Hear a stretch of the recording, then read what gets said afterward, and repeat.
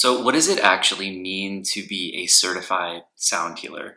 Hi everybody, it's David from Official Ritual in New York City. I'm a sound practitioner and Reiki master. I've heard a lot recently about people talking about what it means to be a certified sound healer and what kind of certification should they do? Should it be an online? Should it be an in-person? I want to talk about all this because it's confusing. First of all, everything is made up.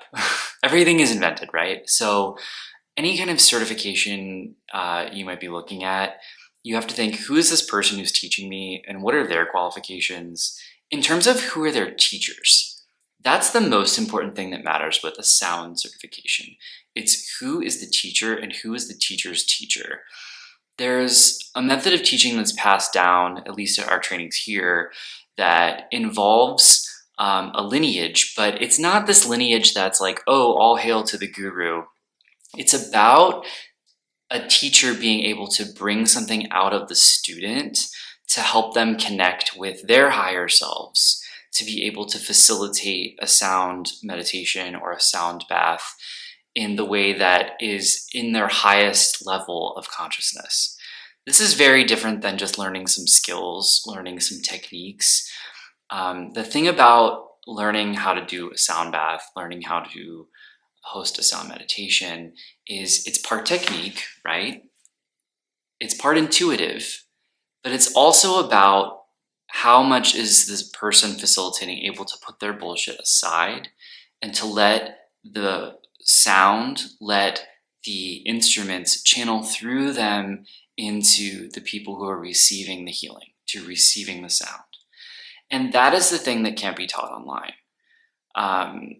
That's why we don't do online trainings here, at least not yet, because it's really about the relationship between the teacher and the student, and the teacher being able to help the student put their bullshit aside and learn to tap into that higher power. That's something that's really hard to do with an online training.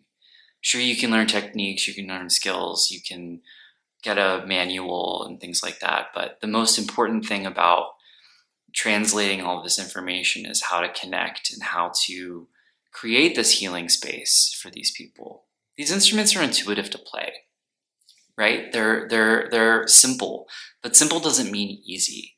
I'm constantly learning from the gongs. I'm constantly learning from the instruments around me. And they teach me something new every day because it's always different and I'm always different and I'm changing and I'm growing. And that's something that is a practice that, stays with you. So back to, should I be a certified sound healer or not? Once again, it's about the trainings you take.